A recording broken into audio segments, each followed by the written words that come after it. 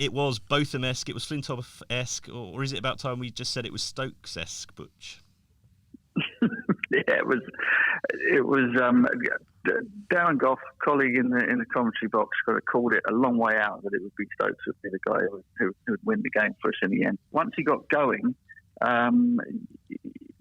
you just kind of knew he was going to do it. You know, it was like a force of will, and he willed the fans into believing it. He willed us into believing it in the commentary box, and he willed the rest of the team into thinking that it's okay. This is going to happen at some point, and we've got to do is hold on to it.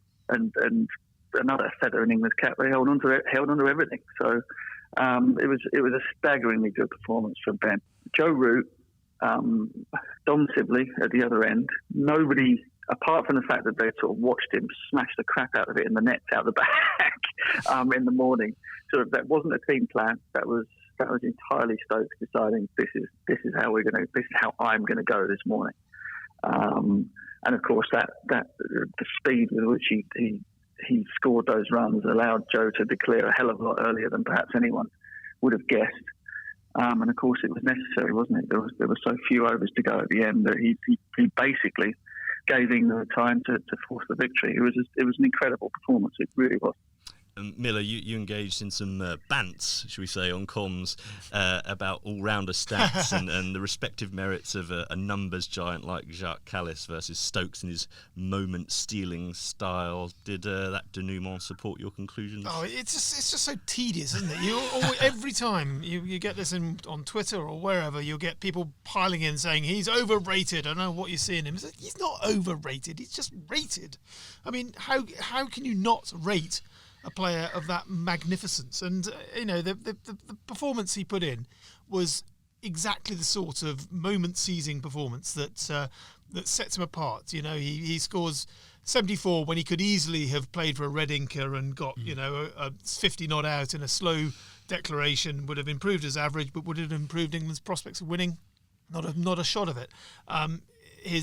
His 3 wickets at the end there again. He's the guy coming in, steaming in when Jimmy Anderson's gone lame and everyone else is running out of options.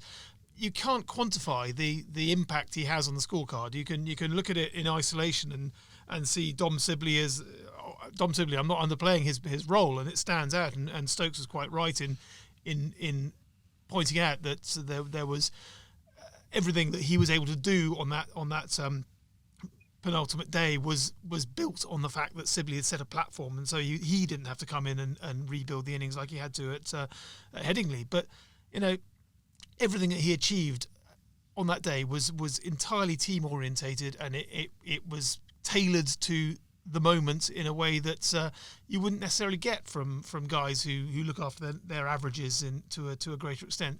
And again, without denigrating Jacques Kallis, who is obviously one of the greats batsman, let alone one of the great all-rounders, it is unquestionably the case that there were times. I remember a Centurion test on England's tour in 2004 when I think South Africa were 2-1 down. There was an outside chance that South Africa could have put the squeeze on England if they'd got a wriggle on and made them bat again, but it didn't happen. Kallis plodded along, did what he always does, which is score runs at his own tempo, and you can't fault that because so many times it was the right thing to do for the team. But on that occasion, you did wonder whether couldn't you just sort of plant the front dog and wallop it. And Butch presumably remembers that innings. I imagine he does. I think England were 3 down by the end in no time at all. So it just reinforced the sense that get a wriggle on and it changes the tempo and the context of the contest. Thanks for watching ESPN on YouTube, and for more sports highlights and analysis, be sure to download the ESPN app, and for premium content plus live streaming, make sure to subscribe to ESPN Player.